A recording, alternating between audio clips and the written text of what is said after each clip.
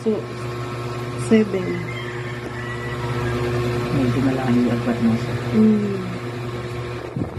Sabi ko kasi ayoko na magbuntis. Napuruhan. Napuruhan. Buti na lang, babae. Dalawang lalaki at sunod. Kasi nasundan agad ako sa panganay ko. Ganyan eh. Alam mo yung panganay ko, 6 years ang, 6 years yun.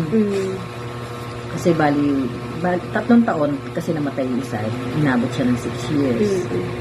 Pagkapanganak ko dun sa isa, Diyos ko, day, 7 months yata yung 5 months pa lang yata yung anak ko.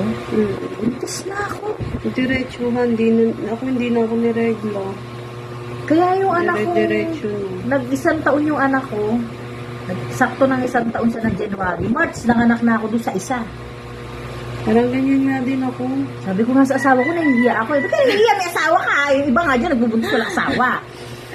Ganon din ako nung tawag dito, mag-1 taon yung panganay ko.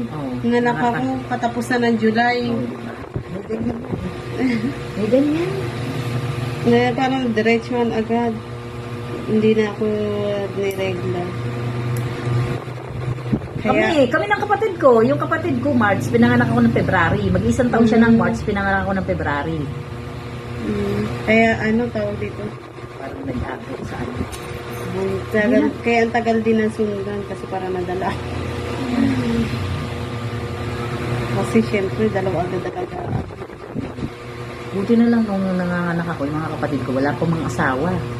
Kahit mga lalaki ang tsatsaga mag-alaga. Kami hindi. Ako lang talaga. Kukunin nila yung... Kasi nanay, nandito sa veterans, kami nasa Sandigan. Minsan na pumunta. Kukunin nila yung anak kong isa. Kaya nakakatrabaho ako, yung isa ko naman, tulog na tulog. Yung anak kong bunso, naku, takaw matulog nun. Putik na yan, kahit basang-basa na siya sa duyan, tulog na tulog. Kaya nakakatrabaho ako dun eh. Kaya iyakin pa. Ay, naku, Diyos. Hindi ka talaga kahit magbukas na hindi ka makaano. Kasi pero nung lumaki siya, iyakin talaga nung bago mag-1 taon. Grabe naman talaga tong batang ito. Pero yung hawak-hawak mo, sir, nakahawak na dito, iyak pa din ang iyak. Nasa CR na kayong dalawa, iyak pa din ang iyak. Sis, ano ka ba? Alam mo, nakakapagpatahan dun, tatay niya lang. Grabe naman itong bata na sa akin. Ano ba naman ang problema mo? Tumaob nga yun sa naunay mukha. Yung walker niya, paano habol na habol sa akin, tumaob siya. Ano ba naman itong bata na ito? Bakit naman nakaiyakin naman masyado? Tapos kapag umiiyak ko, yung panganay ko, nangingitim. Kaya natatarantak. Ano, tagal huminga, tagal bumawi.